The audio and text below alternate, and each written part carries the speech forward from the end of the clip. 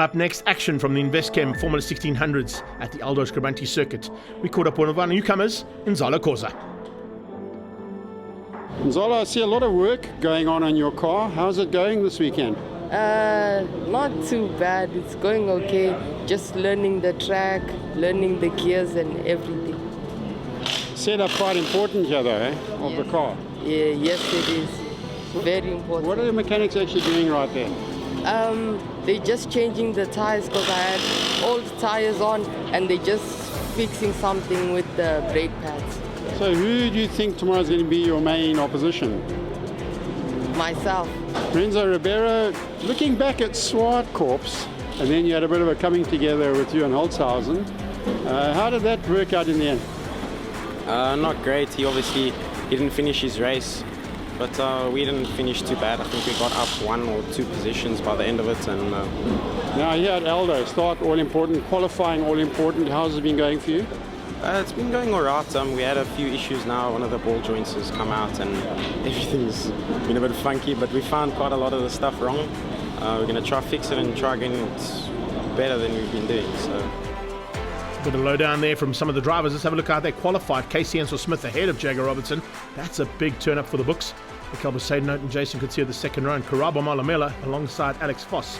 Siyabonga Monkonkwana definitely looking to try and get up higher than what he is at the moment. And Graham Hepburn was top of the pops in the Formula Ford Kent category. And a significant empty slot there in second place. Jagger Robertson not starting this race. Bit of clutch issues there, and they weren't able to get the clutch sorted out in time, so that leaves second place wide open, and Casey Smith with a chance to get away from this pack, and that's exactly what he's done off the line. The Kent class gets away nicely as well. Looks like Hepburn might be hanging on there for that one. Jason Kutsia already putting pressure onto Casey Smith as they go down towards turn 1. It is Karabo Malamela who's up into third place, so a good start here from Jason Kutsia, moving his way up ever so slightly, but as they go into the S's, he's already looking in those rearview mirrors and watching for the pounce and the attack coming from Malamela. Trying to close down on Casey Ensel Smith, but Ensel Smith just seems to have this thing on rails here this weekend. To qualify ahead of Jagger Robertson, who's been the dominant factor so far, is not an easy thing to do. So they must have done something right on that car of his to ensure that he's made it to the front end and is now pulling away from those 2 cars in second and third place. As they push hard, you can see in the background, it is Siyabonga Monkonkwana who got a good start. Trin Nadu behind him. Mikel Besaidnout, the biggest loser there in the start. He's dropped back a few positions, so we'll keep an eye on his progress and see if he's able to make it back up into that top 5. Right on his tail are the usual contenders there, Renzo Ribeiro.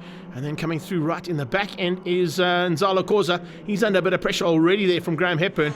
He's closed up on the back of that final Formula 1600. And the youngster is going to be showing the way around here if that Formula Ford Kent gets through. Looking for a way through into turn 1 was Malamela. There's a big look, but Jason shuts the door. Doesn't give him any chance here whatsoever. And look how hard he's working on that wheel. Into the S as they go. Just touching those curbs. Don't want to get too much curb on these cars because it unsettles the car slightly, and then you have to try and justify some other line to get through and get the drive down again. So you want to try and stay off the curbs as much as possible in these single-seaters. But you do want to run wide, and not that wide though. Casey Ensel Smith putting some wheels on the dirt, and even bigger wheels on the dirt behind that. Renzo Ribeiro closing on Mikel Besaidnout, and Mikel Besaidnout, well, he had a big moment there. Put the wheels on the dirt in a big way, and nearly went sideways. The pressure there is certainly on. You can see just how hard they are pushing. Mikel Besaidnout, Ewan Holzhausen, Storm Lanfear now into the mix as well. I think Lanfear's pressure actually put Mikel Besaidnout's wheel onto the dirt there. So it's just non-stop action in that mid-pack. Besaidnout feeling it though. The Huawei car is under a bit of pressure as they come onto the main straight again. And here we go on board with him as they cross the line. He tries to close things down there on Trin Nadu, who's just ahead of him. Storm Lanfear will be in his rearview mirrors. And that's how close they get. Very difficult to try and overtake though. You've got to be right up close and use that slipstream if you can. Oh, someone's run wide. It's Besaidnout. Besaidnout going way too hot into turn 1, and he just loses control of the car. Gets back on track though, fortunately, but that is going to drop him right to the back of the pack of the Formula 1600s. Jason Kutsia is under huge pressure. This is fantastic driving coming out of Karabo Malamela. He is certainly pushing the limit and way past it to find a way through. Now he's going to try and hang on to the outside of Chevy. That's not an easy thing to do. Slots through, comes back onto the apex, and now goes for the drive. Jason Kutsia is under big pressure. He's going to have to be late on the brakes to get through here into Dunlop. And he is. He's just got that inside line, but he runs wide on the exit.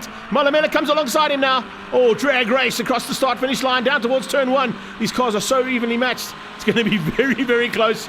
Latest of the breakers is going to get second place here, and it looks like that might be Malamela.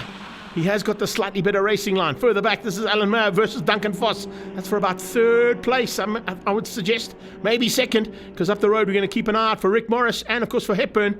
But these two have had a fantastic little dice. They always have a great battle. LT and Duncan Voss, old stalwarts of single-seater racing, still going at it in the Kent category.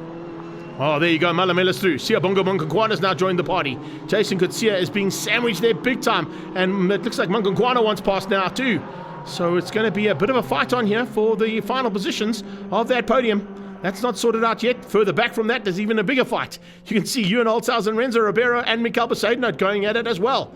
So it's just non-stop action. Kind of what we expected, as I said, with the single-seaters. They certainly love the circuit. 2.1 Ks to play on and no ground to make any mistakes on. You make a mistake here in a single-seater, it costs you dearly. And that's exactly what we've seen when Jason Kutsia ran wide slightly out of turn number 7, Dunlop corner. So now it's Siyabonga Munkankwana trying to find a way through on him. Can he do this? Can he put the pressure on like we saw from Malamela and force a mistake out of Jason Kutsia? They're into the S's. As they exit the S's. Just listening to that car. It sounded a little misfire there on Munkankwana's car. Then it comes back in. Yeah, certainly a little bit of a misfire there coming from that engine. Not firing on all cylinders as he went through the tricky part there. But as soon as he gets onto the loud pedal and gets to full tilt, it comes back into its own. Is that going to be a problem here for him? As they come now into the hairpin. He's being closed down, and Shrin Naidu is right there along for the ride, looking for a way past as well. So Shrin Naidu and Siyabonga certainly another chance of still getting onto that third step of the podium. That's if Jason Kutsia doesn't make a mistake. If he doesn't, he's going to keep them out and he's going to have to fend them off for a couple more laps. They come out of the final turn. Look at this. Munkankwana doing a similar job to what we saw there from Malamela. Cutting a late apex and trying to get on the inside as they go down there with 2 laps to go. He's going to try and get the run down towards turn 1. Behind that, it's Storm Lanfear. He's now pulled a big gap over Mikael Besaidnout. Jason Kutsia goes defensive into turn 1. He knew exactly what Munkankwana was going to attempt. And he shut the door very early and was not going to let Sia anywhere near that racing line he needs.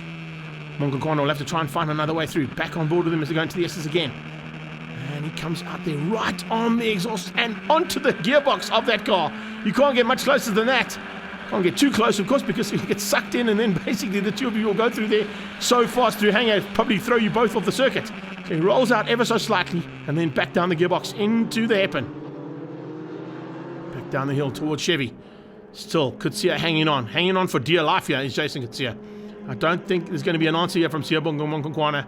And they're coming up into some back markers, so those back markers might come into play. That might help out Sia. Maybe he's waiting for those back markers. He knows they're only just a couple of meters up the road. And I can see Shrin Naidu probably looking to pounce as well now with the use of those back markers. As they go through there, it's going to be a phenomenal final lap here. Munkankwana pulls out, comes alongside Jason Kutsia. Jason Kutsia's looking across. He knows Sia's there, but can he keep him out? He's going to have to be exceptionally late on the brakes, and he is. Munkankwana tucks in behind him. Not going to give any room to the man right on his tail, so he doesn't want Shrin Naidu squeezing through as he attempts to get past on Kutsia. Kutsia, though, is just placing the car perfectly. It's exactly what he needs to do on this last lap. Don't do anything foolish.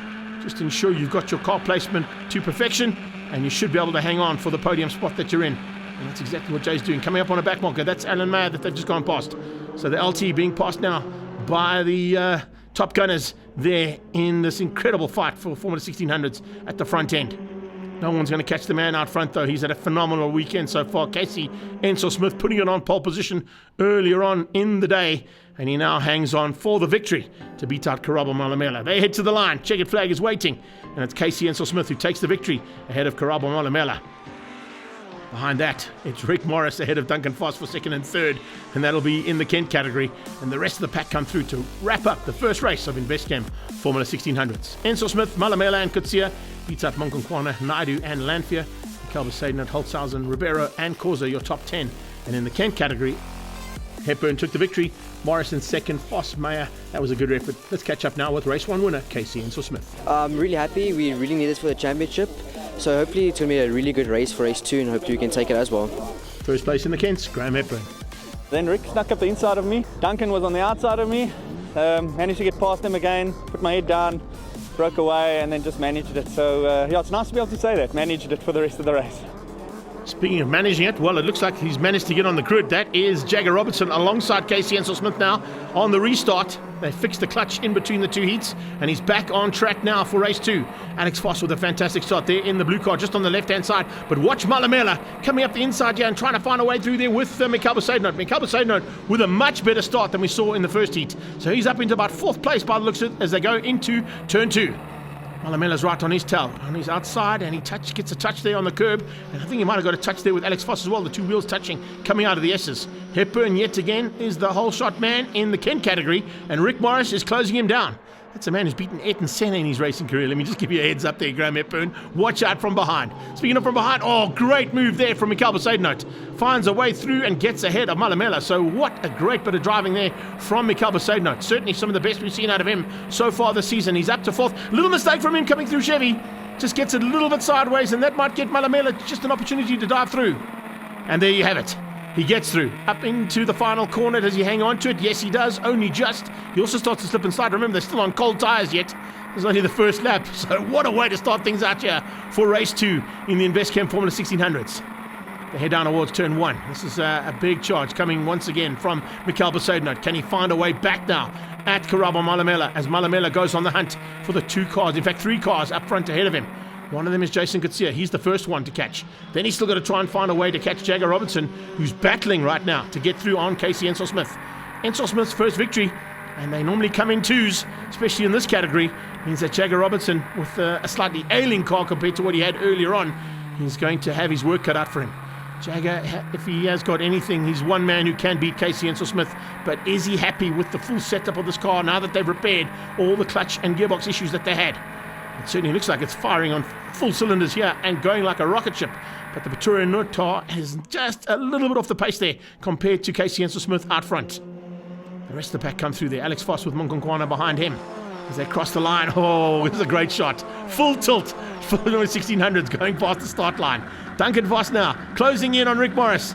Can he find a way through here on Rick? Remember, Rick Morris comes all the way from the UK to come and play with his boys every single time we have a Kent category race. It's fantastic to have him here. And this time he loses out to Duncan Voss. Well, looks like there's more management happening at the front end there from Graham Hepburn's point of view. He has not got a car in sight and has pulled away from that battle for second. This is a little bit of a lonesome drive there from Storm Lanphier. And looks like possibilities of a lonesome drive here for Jagger Robertson down in 2nd place. Now, 2nd place is not going to be good enough for him to maintain the lead of this championship. If Casey Ensel-Smith wins this race, he will take the lead of the championship, and that is going to be a huge, huge change up in the front end of the 2024 season so far with Investchem Formula 1600s. It's been a dominated racing series from the man in 2nd, but with a little bit of an issue here in the Friendly City. It hasn't been friendly to Jagger Robertson. He's going to have to settle for 2nd place by the looks of it. Coming up on some back markers now. He's going to fly past the LT. Yep, Lieutenant Colonel Alamaya just makes some way to allow Jagger Robertson through. He's still going to get 2nd place here. The gap to 3rd is still big enough for him to control from here on out. But it is a huge, huge loss here in terms of championship points. And Casey Ensel-Smith is in the pound seats, big time. 2 wins and, of course, the fastest laps and all those other little bits and pieces that go with it is going to give him confidence of note heading to the very fast East London Grand Prix circuit for the next round. Only just down the road here from Aldo Scribanti. In the background, speaking of just down the road, while the fight is still on for 3rd place, Jason Kutsia is having to go wide around the back markers, keeping an eye on Karabo Malamela, hopefully not going to try and capitalize on those back markers. No, he wasn't able to. He still hangs on for 4th place. Munkonkwana into 5. But it's not done yet between these two. If Karabo Malamela can just find that little bit of a margin like he had as they start the final lap, there's a possibility he might be able to squeeze through here in the closing stages. Is he close enough now to attempt an overtake down into turn 1? He's going to try hard. We go on board with him. Let's see what the opportunity is here. Jason Kutsia is going to hug that inside line. And as I say that, he moves across, realizing that Malamela was probably way too back to have a go there under brakes. That's why he could take his normal racing line, and with that gets good drive into turn 2 and 3 into the S's. Jagger Robertson hanging on for now for 2nd, but 2nd place will secure him some points at least. It's not a DNF like he had in the first one. It's definitely something that's going to haunt him leaving this circuit, but if he can get that car all sorted out, I think we're in for a fantastic battle at the next round. It's been a great one so far, and it's about to finish up with Casey Ensel-Smith taking a double victory on the day, and it'll be his first double and, of course, his first win as well for the Investchem Formula 1600. So what a way to start out the winning part of your career. Enzo Smith to the line for the final time. Checkered flag is on standby. And the double win goes his way with a fantastic effort here this weekend. Staying out of harm's way, staying out of trouble, and staying on track is important. Jagger Robertson will tell you all about that. Third place, it's Kutsia, only just. Beating out Malamela and Monkonkwana. Great effort there to the line, and the rest of the pack come through. Let's get those official results. Enzo Smith taking the win from Robertson and Kutsia, then Malamela, Poseidon and Monkonkwana. Alex Voss, Shrin Naidu, Storm Lanfear, and Renzo Ribeiro, your top 10. Once again, it was Hepburn who won out the Kent category, beating Duncan Voss, Rick Morris, and Alan Meyer.